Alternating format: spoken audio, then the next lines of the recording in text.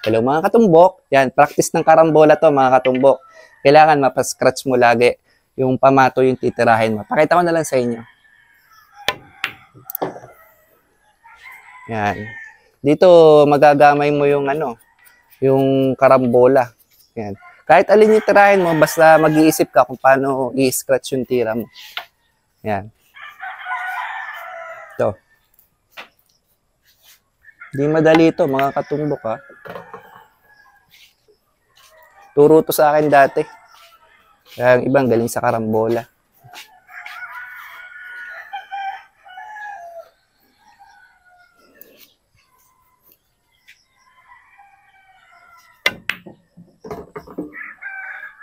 Yan, ganyan mga katumbok.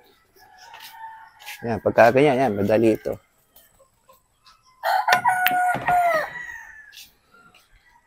Gagaling ka dito sa karambola. Yan, medyo mahirap to ah. Dun, scratch.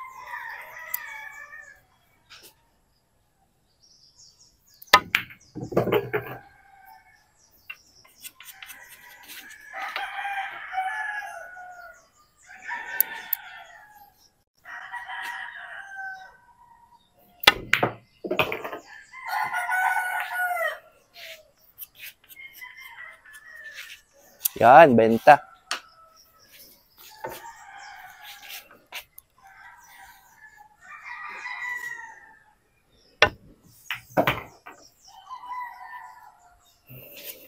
Malaki yung i-improve mo sa karambola pagka pinaraktis mo to mga katumbok.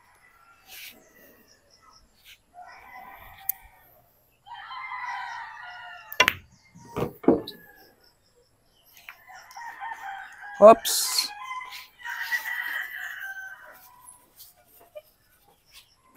Okay, mas madali. Ito na lang.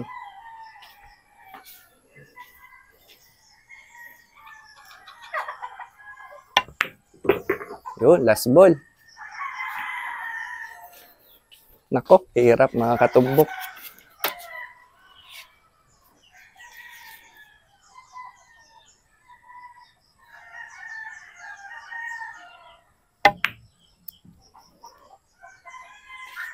Yan, kita niyo mga katumbok.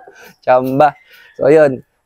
Pag pinapractice mo yan, gagaling ka sa karambola. Kasi mga ganito, mga katumbok. Let's say,